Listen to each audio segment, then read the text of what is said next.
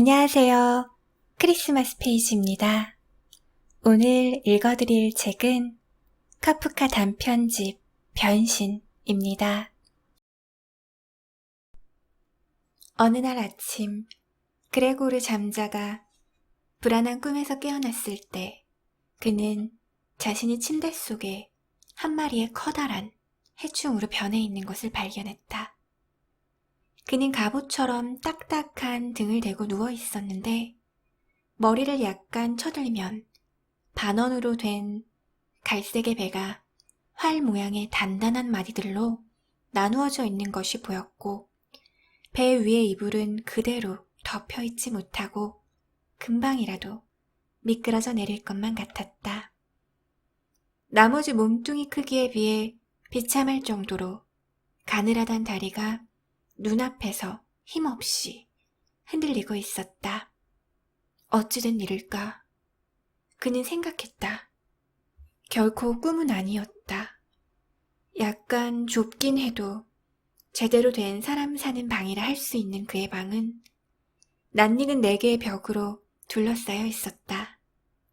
옷감 견본꾸러미가 풀려있는 책상 위쪽에는 잠자는 외판 사원이었다.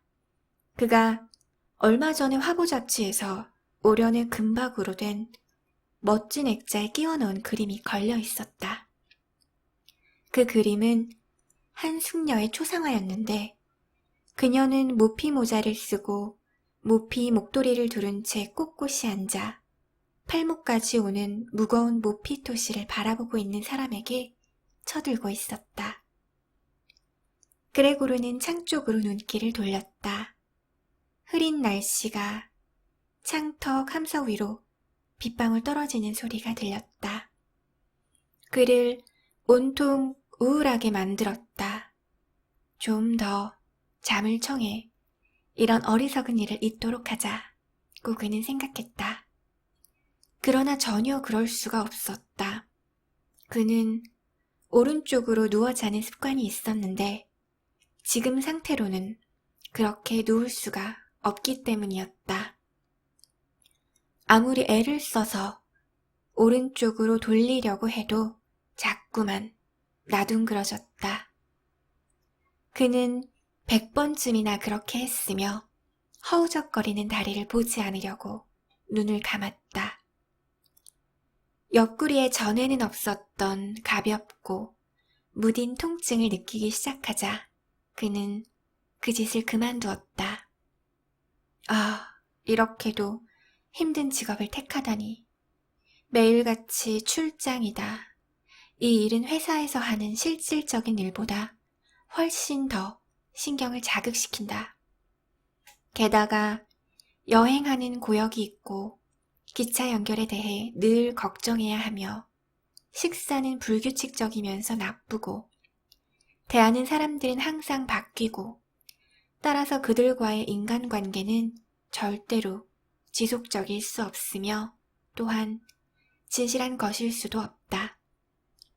이 모든 걸 악마가 가져갔으면. 그는 배의 위가 약간 가려운 것을 느꼈다.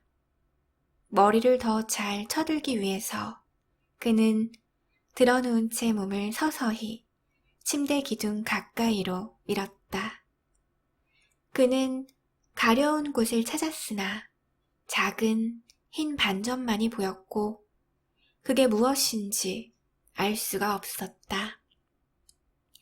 그는 한쪽 다리로 그것을 만져보려고 하다가 곧 다리를 뒤로 젖혔다. 거기에 다리가 스치자 온몸이 소스라칠 정도로 아팠기 때문이다. 그는 먼저 자세로 나자빠졌다. 그는 생각했다. 이렇게 일찍 일어나니까 사람이 멍청해지는군. 사람이란 잘 만큼 자야 해. 다른 외판 사원들은 규방 여인들처럼 살고 있지 않은가. 예를 들어 내가 주문받은 것을 기입해두려고 여관에 돌아오면 그때서야 그들은 아침 식사를 하고 있거든. 내가 우리 사장한테 한번 그렇게 하겠노라고 말해볼 만도 하지만 그러면 당장에 쫓겨날 거야. 하지만 쫓겨나는 게 나에게 좋을는지 몰라. 부모님 때문에 망설이긴 했지만 그렇지만 않다면야 벌써 오래전에 사표를 냈을 거야. 사장 앞에 다가가서 내 의견을 송두리째 털어놓았을 것이고, 그러면 사장은 책상에서 굴러 떨어졌을 거야. 사장이 책상 위에 걸터 앉아 내려다보며 직원한테 얘기하는 것은 참 별난 짓이다. 게다가 사장은 귀가 어두워 가까이에 다가서야 하지. 하지만 아직 희망은 있다. 부모가 진 빚을 그에게 다 갚을 만큼 돈을 모으면 그렇게 되려면 아직 5, 6년이 더 걸릴 테지만 꼭 그렇게 하고 말겠어. 그러면 큰일을 한 게 되지. 그렇지만 지금은 우선 일어나야겠다. 기차가 5시에 떠나니까. 그는 제깍거리는 탁상 시계를 쳐다보았다. 맙소사. 하고 그는 마음속으로 말했다. 6시 반이었다. 시계바늘은 조용히 앞을 향하여 가고 있었다. 아니, 6시 반을 지나 45분에 가까워지고 있지 않은가? 자명종이 안 울렸나? 자명종을 4시에 고정시켜 놓은 것이 침대에서도 보였다. 틀림없이 울렸을 것이다. 온 방안이 시끄러울 정도로 울렸을 텐데 어떻게 편안히 잠을 잘 수 있었을까? 아니야. 편안히 잤을 리 없어. 아마 더욱더 깊이 잠들었을지 몰라. 그런데 이제 무엇을 해야 한다지? 다음 기차는 7시에 있다. 그 기차를 타려면 미친 듯이 서둘러야만 한다. 그런데 견본도 아직 끓여놓지 않았고 몸도 전혀 상쾌하지 않으며 움직일 수도 없을 것 같다. 사환이 5시 차를 기다렸을 것이고 그래서 내가 늦은 것을 보고한 지도 이미 오래됐을 텐데 그 녀석은 사장의 꼭두가시로 배짱도 없는 유인이지. 몸이 아파서 결근한다면 어떨까?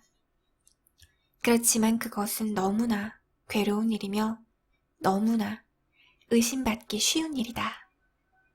왜냐하면 나는 5년이나 근무하는 동안에 단 한 번도 병을 앓은 적이 없었으니까. 아마도 사장이 의료보험 의사와 함께 와서 게으른 아들 때문에 부모님께 욕을 할 것이고 그 의료보험 의사의 눈에는 건강하고 일하기 싫어하는 사람만 보일 뿐이지만 말을 빌려 어떤 항의도 제기할 수 없게 할 것이다.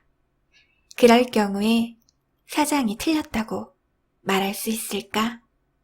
그레고르는 오래 자고 났는데도 더 자고 싶어지는 것을 제외하고는 몸에 아무 이상도 없는 것 같았고 더구나 모진 시장기까지 드는 것이었다. 침대에서 빠져나가야겠다는 결심을 하지 못한 채 이 같은 것을 급히 생각하고 났을 때 그때 시계는 6시 45분을 가리켰다. 침대 머리 쪽의 문을 조심스럽게 두드리는 소리가 들렸다. 그레고르 하고 부르고 있었다. 어머니였다. 6시 45분이다. 안 갈 거니? 마냥 부드러운 목소리. 그레고르는 자기의 대답 소리를 듣고 깜짝 놀랐다.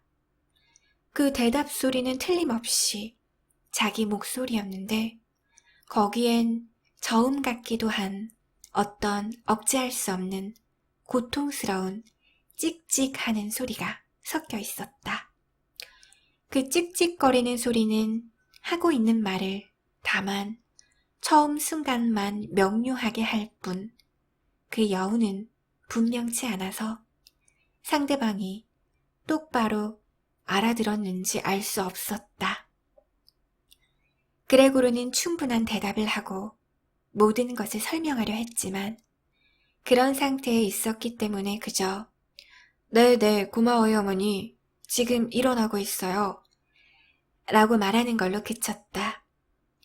나무로 된 문이 막고 있어서 그레고르 목소리가 달라진 것을 밖에서는 알 수 없는 것 같았다. 어머니는 이 대답에 안심하고 발을 질질 끌면서 가버렸으니까. 그러나 이 짤막한 대화 소리 때문에 집안의 다른 식구들도 뜻밖의 그레고르가 아직 집안에 있다는 것을 알게 되었다. 그래서 한쪽 옆문을 아버지가 두드렸다. 그건 약한 소리였지만 주먹으로 두드린 것이었다. 그레고르 도대체 어찌 된 일이냐? 잠시 뒤에 묵직한 소리로 다시 한번 재촉했다. 그레고르. 다른 옆문 쪽에서는 여동생이 탄식하듯 나지막하게 말했다. 오빠, 아프세요? 뭐 필요한 것 있으세요? 그레고르는 양쪽을 향해서 대답했다. 다 됐어요.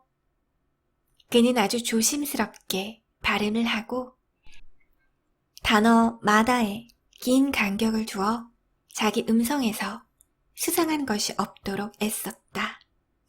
아버지는 아침 식사 자리로 되돌아갔다. 그러나 여동생은 소곤거렸다. 오빠, 문을 열어봐요, 제발.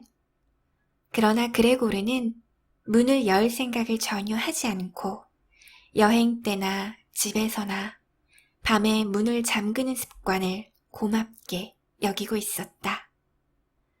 우선 그는 아무런 방해를 받지 않고 조용히 일어나서 옷을 입고 맨 먼저 아침 식사를 하고 그 다음 일은 그때에 가서 다시 생각해 보려고 했다. 그도 알고 있듯이 침대 속에서는 생각을 해봤자 올바른 결론이 나올 수 없기 때문이다. 잘못 누워 생긴 것 같은 가벼운 통증을 느끼다가도 나중에 일어나 보면 그것이 순전히 착각에 불과하던 일이 종종 있었던 것을 그는 상기했다. 그래서 오늘 보았던 것도 서서히 없어지기를 초조하게 기다렸다. 그는 목소리가 변하는 것은 외판 사원의 직업병이라 할 독감의 징조에 불과하다고 확신했다. 이불을 벗어던지는 것은 아주 간단했다. 몸을 좀 부풀게 하니 저절로 미끄러져 내렸다. 그러나 그 다음 동작부터가 힘들었다. 몸이 너무 옆으로 퍼져 있었기 때문에 더욱 그랬다. 일어나려면 팔이나 손이 있어야 하는데 그런 것은 없고 다리만 많았다. 그 다리들은 끊임없이 멋대로 움직였고 뜻대로 통제할 수 없었다. 한 다리를 구부리려고 하면 그 다리가 먼저 펴지는 것이었다.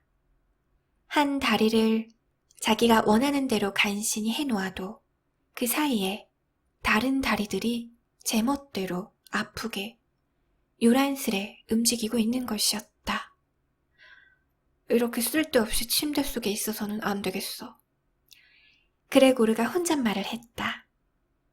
우선 그는 자기 몸의 하체를 침대에서 빠져나오게 하려고 했다. 그러나 그가 아직 보지도 않았으며 어떻게 생겼는지 상상조차 할 수 없는 그 하반신을 움직이기가 너무나 힘들었다.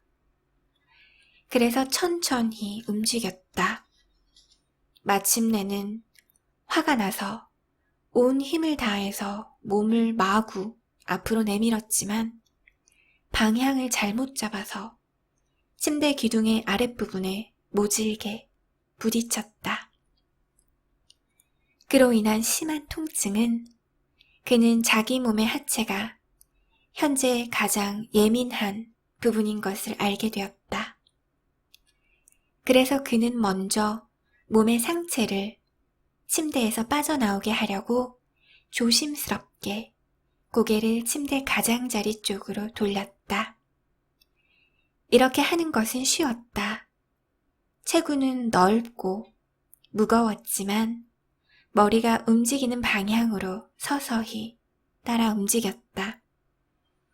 그러나 드디어 머리를 침대 밖에 허공에다 내밀었을 때 그는 그대로 계속 앞으로 나가기가 겁이 났다. 그런 상태에서 아래로 떨어진다면 기적이라도 일어나지 않는 한 을에 머리를 다치기 십상이니까. 그리고 지금이야말로 절대로 무분별한 짓을 해서는 안 되었다. 그는 차라리 그냥 침대에 있고 싶었다. 그는 아까와 같은 수고를 한 후에 한숨을 내쉬면서 다시 처음 위치에 누워 자기의 다리들이 더욱 환한 듯이 서로 싸우는 것을 보다가 그렇게 멋대로 하는 짓을 막을 길이 없자 그냥 침대에 누워있을 수는 없으므로 비록 성공률은 지극히 희박하더라도 어떤 희생을 무릅쓰고라도 침대를 벗어나는 일이 최선책이라고 생각했다. 동시에 그때 그는 절망적인 결심보다는 가급적 침착한 생각을 하는 것이 더 낫다는 것을 다짐하기를 잊지 않았다.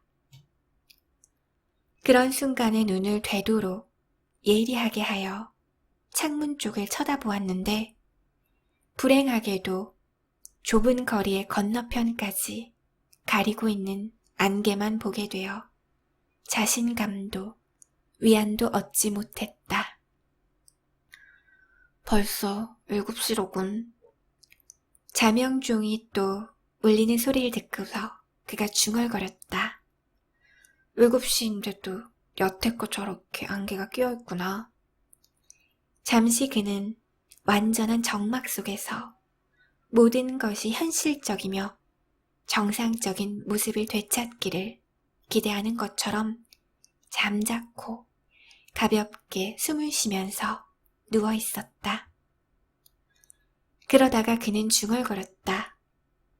7시 15분이 되기 전에는 어떤 일이 있더라도 침대에서 완전히 벗어나야 해. 일에 대한 것을 물어보려고 그때까지 상점에서 누가 오는지도 몰라. 회사는 7시 이전에 문을 여니까. 그래서 그는 몸 전체를 동일한 율동으로 흔들어 침대로부터 빠져나오려고 애썼다. 그런 식으로 침대에서 몸을 떨어뜨릴 경우 떨어지면서 머리를 똑바로 쳐들기만 한다면 머리를 다치지는 않을 것이다.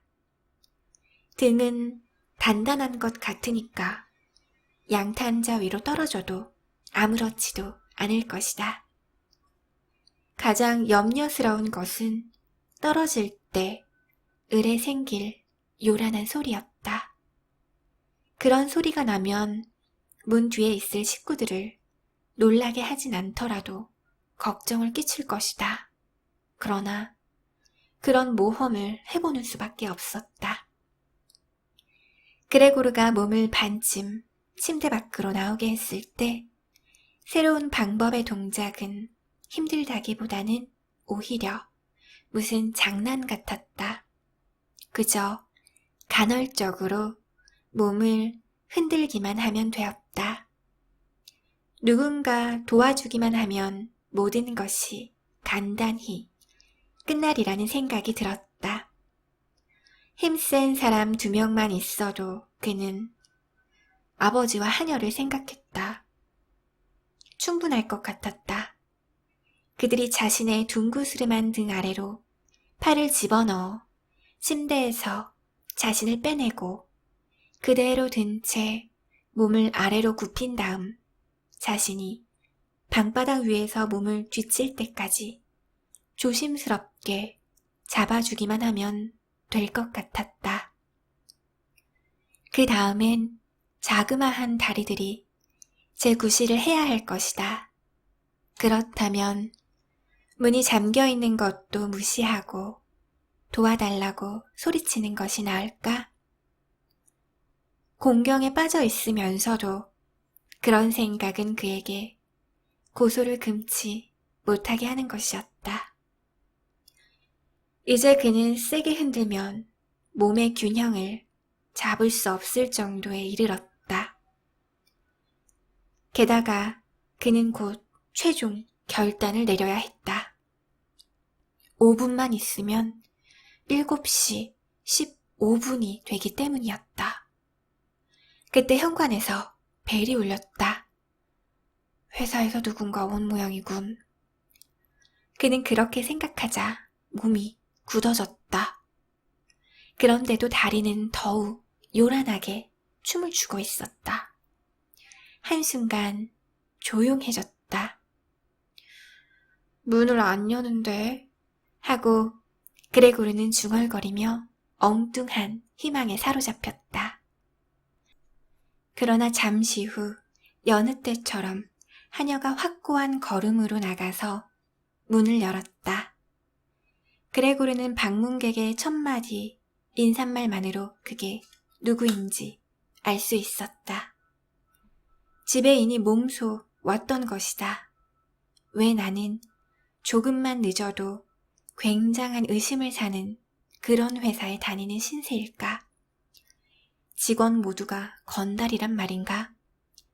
그들 중에는 아침 1~2시간을 회사를 위해 일하지 않으면 미칠 듯이 양심의 가책을 받아 몸져 눕게 되어 침대를 떠나지도 못하는 그런 성실하고 헌신적인 인간은 없단 말인가?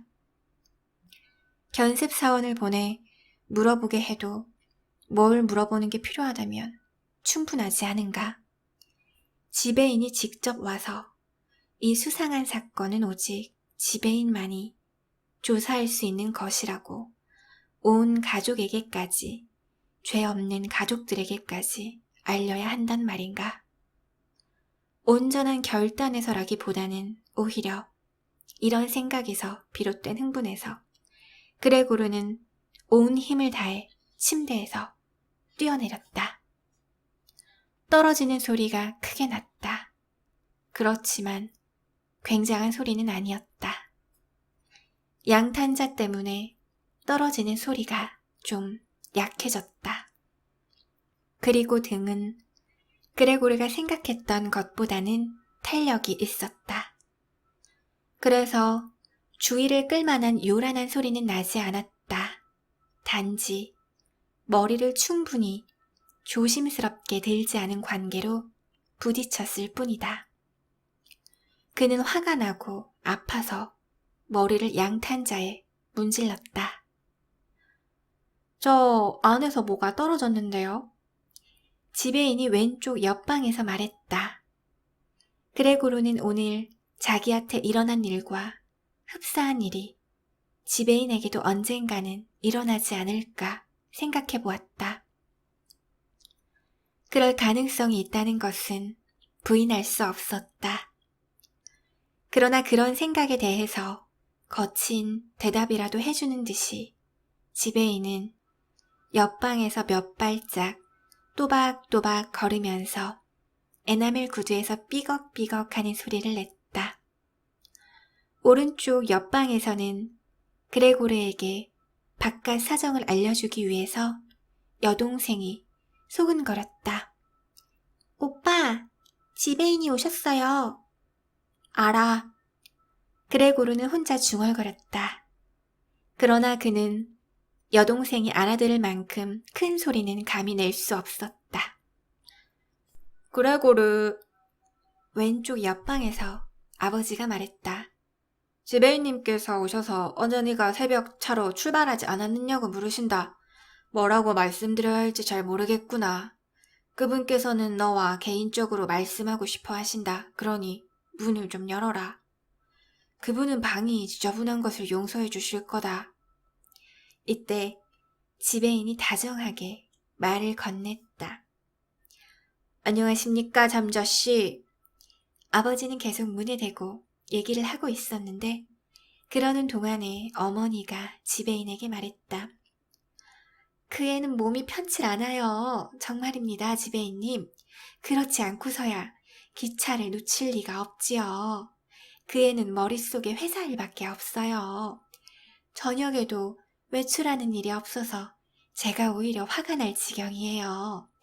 벌써 일주일째 이곳에 있으면서도 매일 저녁을 집에서 보내고 있어요. 우리와 함께 식탁에 앉아서 조용히 신문을 보거나 기차 시간표를 조사해보죠. 그의 유일한 오락이란 실톱으로 무엇을 만드는 일이에요. 예를 들면 2, 3일 동안 작은 액자를 만들었어요. 얼마나 예쁜지 보시면 놀라실 거예요. 방 안에 걸려 있어요. 그레고르가 문을 열면 금방 보실 수 있어요. 그런데 지배인님께서 이렇게 와주셔서 얼마나 고마운지 몰라요. 우리들만으로는 그레고르더러 문을 열게 하지 못했어요. 그겐 너무나 고집이 세거든요. 그엔 확실히 편치 않아요. 그렇지 않다고 했지만요. 곧 나갑니다. 그레고르가 천천히 조심스레 말하고는 대화하는 말을 한마디도 놓치지 않으려고 잠자코 있었다. 아주머님, 달리는 설명이 안 되는군요. 지배인이 말했다. 심하지만 않으면 좋겠군요. 그렇지만 더 말씀드리자면 우리들 사업하는 사람들은 행인지 불행인지 몸이 약간 불편한 것은 사업을 고려해서 참고 넘겨야만 하지요. 그럼 지배인님께서 들어가도 되겠느냐? 참을성 없는 아버지가 다시 문에 대고 물었다. 안 됩니다. 그레고르가 말했다. 왼쪽 옆방에서는 고통스런 침묵이 흘렀고 오른쪽 옆방에서는 여동생이 흐느끼기 시작했다. 왜 여동생은 다른 사람들에게로 가지 않는 걸까? 아마 침대에서 금방 일어나 미처 옷도 입지 못한 모양이다. 그런데 왜 우는 걸까? 내가 일어나지 않고 지배인을 들어오지 못하게 해서일까? 그래서 일자리를 잃게 될 위험이 있다고 그러는 걸까? 그리고 사장이 옛날 빚을 독촉하면서 부모님을 괴롭힐까봐 그럴까? 그렇지만 그런 일들은 현재로서는 부질없는 걱정이다. 아직은 내가 여기에 있고 식구를 저버릴 생각은 추호도 없으니까. 현재 나는 양탄자 위에 누워있지만 나의 형편을 아는 사람이라면 아무도 나더러 지배인을 들어오게 하라고 진지하게 요구하지는 않을 것이다. 그리고 나중에 쉽사리 적절한 변명을 붙일 수 있는 그런 사소한 일 때문에 내가 즉각 해고당하는 일은 있을 수 없는 일이다. 그리하여 그레고르의 생각으로는 울고 애원하면서 자기를 괴롭히는 것보다는 자기를 조용히 있게 해주는 것이 더 현명한 처사인 것 같았다. 그러나 그들을 당황하게 하고 그들의 행동을 변명하게 하는 것이 바로 의혹이었다. 잠자씨! 지배인이 언성을 높여서 말했다. 무슨 일입니까? 당신은 방 안에 바리케이트를 치고 틀어박혀서 네, 아니요 라고만 대답하면서 부모님한테 불필요한 걱정을 끼치고 말이 나온 김에 하는 말이지만 업무상의 의무를 고약한 방법으로 태만히 하려고 있어요. 당신 부모님과 사장님을 대신해서 하는 말인데 즉각적이고 명확한 해명을 진정으로 요구합니다. 놀랍군요, 놀라워. 난 당신을 침착하고 분별 있는 사람으로 알고 있었는데 이제 갑자기 괴팍한 변덕을 보이기 시작하는군요. 사실 오늘 아침 당신이 늦은 이유에 대해서 사장이 그럴싸한 설명을 암시하긴 했어요. 그건 최근에 당신에게 맡긴 수금과 관련되는 것인데 그래도 나는 그런 설명은 맞지 않는다고 맹세를 했어요. 그런데 이제 당신의 이해할 수 없는 고집을 보니까 당신 편이 되어 얘기해줄 생각이 없어지고만 해요. 그리고 당신의 지위도 전혀 확고부동한 것이 아닙니다. 나는 둘이서만 얘기를 하려고 했는데 당신이 내 시간을 이렇게 쓸데없이 허비하게 하기 때문에 부모님도 듣게 하지 않을 수가 없어요. 최근에 당신의 업무 성과는 무척 불만족스러워요. 지금이 장사의 호경기인 계절이 아니라는 사실은 우리도 알고 있어요. 그렇지만 장사가 안 되는 계절이란 원래 없는 법이고 있어서도 안 되죠. 잠자씨. 그렇지만 지배인님. 그레고리가 정신없이 이렇게 외쳤고 흥분한 나머지 다른 것을 다 잊어버리고 말았다. 금방 문을 열려고 합니다. 몸이 약간 불편할 뿐이에요. 현기증이 나는 바람에 일어나지 못했어요. 아직도 침대에 누워있어요. 그렇지만 이제 다시 나았어요. 지금 침대에서 나오는 중입니다. 잠깐만 참아주세요. 아직은 몸이 생각만큼 좋지 않아요. 그렇지만 정말 괜찮아요. 이렇게 갑자기 사람을 놀라게 하는 일이 생길 줄이야 어떻게 알았겠습니까? 어제 저녁까지만 해도 몸이 아주 좋았어요. 부모님께서도 그건 아십니다. 아니죠? 실은 어제 저녁에 벌써 좀 그런 예감이 들었어요. 분명히 내게서 그런 조짐이 보였을 겁니다. 왜 제가 그걸 사무실에 미리 알리지 않았는지 모르겠군요. 하지만 사람들은 집에서 쉬지 않고도 병을 이겨낼 수 있다고 생각하기 일쑤죠. 지배인님, 제 부모님을 아껴주십시오. 지금 저에 대해 하신 비난은 모두 당치 않으신 겁니다. 아무도 저에게 그런 말을 한 적이 없습니다. 제가 최근 발송한 주문서를 읽어보시지 않은 모양이군요. 어쨌든 8시 기차로 여행을 떠나도록 하겠습니다. 몇 시간 쉬었더니 원기가 나는군요. 지배인님, 제발 여기 계시지 말아주세요. 곧 제 자신이 회사에 나가겠습니다. 그러니 사장님께 이런 말씀을 드리고 사과의 말씀을 전해주십시오. 그레고르는 이런 얘기를 급히 해놓고는 자기가 무슨 말을 하고 있는지도 거의 모르고 있었다. 아까 침대에서 연습했던 탓인지 그는 그동안에 쉽사리 옷장에 다가갔으며 이제 거기에 기대어 일어서려고 애썼다. 그는 정작 문을 열고 자기를 내보이면서 지배인과 이야기를 하려는 것이었다. 그는 자기를 그토록 만나고 싶어하는 사람들이 자기를 보면 무슨 말을 할는지 정말 알고 싶었다. 그들이 놀라 자빠져도 그건 내 책임이 아니니까 가만히 있으면 되겠지. 그들이 모든 것을 태연하게 받아들인다면 내 자신도 흥분할 아무런 이유가 없고 서두르기만 하면 8시에 역에 도착할 수 있을 것이다. 그는 처음에는 몇 번이나 매끄러운 옷장에서 미끄러졌지만 나중엔 몸을 후들쩍 쳐올려 똑바로 일어섰다. 하복부가 불이 나는 듯이 아팠지만 그는 그런 고통엔 전혀 개의치 않았다. 그는 가까이에 있는 의자 등받이에 몸을 떨구고는 다리로 그 가장자리를 꽉 잡았다. 그렇게 함으로써 그는 자제하게 되었으며 말을 멈췄다. 지배인이 하는 말을 들을 수 있었기 때문이다. 한마디라도 알아들으셨나요? 지배인이 부모에게 물었다. 우리를 놀리는 것은 아니겠죠. 그럴 리가 있겠어요. 어머니가 울면서 소리를 질렀다. 그 앤 심하게 아픈가 봐요. 우리가 그 애 괴롭히고 있어요. 그레테야. 어머니가 소리쳤다. 왜요, 엄마? 여동생이 다른 편에서 외쳤다. 그들은 그레고르의 방을 사이에 두고 얘기를 주고받았다. 즉시 의사한테 가거라. 오빠가 병이 났다. 빨리 의사한테 가.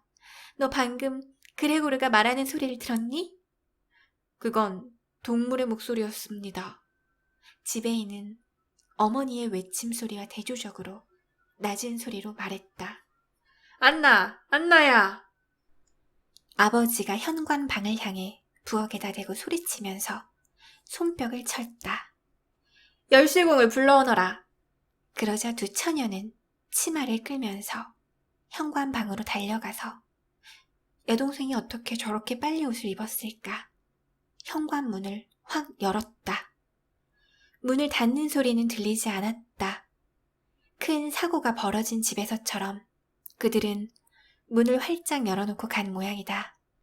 그러나 그레고르는 훨씬 더 침착해졌다. 다른 사람들은 그의 말을 더 이상 알아듣지 못했다. 그러나 그는 귀에 익은 탓인지 자신의 말이 아까보다 훨씬 더 명료하다고 여겼다. 아무튼 이제 사람들은 그에게 무언가가 잘못됐다고 믿고서 그를 도와줄 용의가 있었다. 그는 자기를 위한 앞서의 조치가 신뢰와 확신에서 취해졌다고 생각되어 마음이 흐뭇했다. 그는 다시 사람들 무리 속에 끼어드는 기분이었으며 의사와 열쇠공을 정확히 구별도 안 하면서 그들에게 굉장하고 놀랄만한 성과를 기대했다. 다가오는 결정적인 대답에서 가급적 명료한 목소리로 말하기 위해서 그는 기침을 약간 해보았다. 물론 낮은 소리로 했다. 왜냐하면 기침 소리조차도 사람의 기침 소리와는 다르게 울리는지 모르기 때문이었다. 그리고 그는 스스로가 그런 것을 구별할 자신이 없었다. 옆방은 그동안 조용해졌다. 부모님이 지배인과 식탁에 앉아 귀옛말을 하고 있는 걸까? 아니면 모두들 문에 기대어 엿듣고 있는 걸까? 그레고르는 천천히 소파를 밀어 문 쪽으로 다가가서서는 소파에서 몸을 떼고 얼른 문에 기대어 꼿꼿이 서서 그의 발바닥엔 끈적끈적한 점액이 약간 있었다. 잠시 피곤을 풀었다. 그런 다음 그는 입으로 열쇠 구멍에 꽂힌 열쇠를 돌리려고 했다. 불행히도 그는 제대로 된 이가 없는 것 같았는데 무엇으로 열쇠를 잡지? 그 대신 단단한 턱이 있었다. 실제로 그는 턱으로 열쇠를 움직일 수 있었다. 그는 어딘가를 다쳤는데 개의치 않았다. 그의 입에서 거무스레한 액체가 나와 열쇠 위로 흘러 바닥에 떨어졌다. 들어보십시오. 옆방에서 지배인이 말했다. 열쇠를 돌리고 있어요. 이 말은 그레고르에게 큰 격려가 되었다. 하지만 모두 다 날 응원해주면 좋을 텐데. 자, 좀 더 열쇠를 꽉 쥐고 자신이 애쓰고 있는 것을 모두가 주시하고 있다고 생각하면서 그는 온 힘을 다하여 미친 듯이 열쇠를 물었다. 열쇠를 계속 돌리면서 그는 열쇠 구멍 주위를 돌았다. 지금 그는 입만으로 몸을 부지하고 있었는데 필요에 따라 자물쇠가 열리는 찰칵하는 소리에 제정신이 났다. 숨을 내쉬면서 그는 열쇠공이 도와주지 않아도 해내고 말았어 하고 혼잣말을 한 다음 문을 활짝 열어놓기 위해서 머리를 손잡이에다 올려놓았다. 그가 그런 식으로 문을 열어야만 했기 때문에 문이 꽤 넓게 열렸지만 그 자신은 아직 보이지 않았다. 그는 우선 천천히 한쪽 문짝 주위를 돌아야만 했는데 거실로 들어가기 전에 벌렁 뒤로 낮아빠지는 일이 없도록 조심스럽게 움직여야 했다. 그는 그 힘든 동작을 하느라 다른 것엔 신경 쓸 시간이 없었다. 그때 그는 지배인이 크게 앗! 하는 소리를 들었고 그것은 마치 바람이 지나가는 소리와도 같았다. 또 지배인이 문 바로 옆에 섰다가 손으로 벌린 입을 막으면서 보이지 않는 줄기찬 힘에 쫓기듯이 물러나고 있는 것을 보았다. 어머니는 지배인이 있는데도 그녀는 밤에 풀어놓은 곤두세워진 머리를 하고 있었다. 합장을 한 채 아버지를 쳐다보더니 두 걸음 그레고르한테 다가오다가 둥그렇게 치마를 펼치면서 쓰러지고 말았다. 얼굴은 가슴에 묻혀 보이지 않았다. 아버지는 그레고르를 그의 방으로 도로 밀어 넣으려는 듯이 주먹을 쥐고 사나운 표정을 하더니 불안스레 거실을 둘러본 후에 두 손으로 눈을 가리고 튼튼한 가슴팍이 들먹일 정도로 울었다.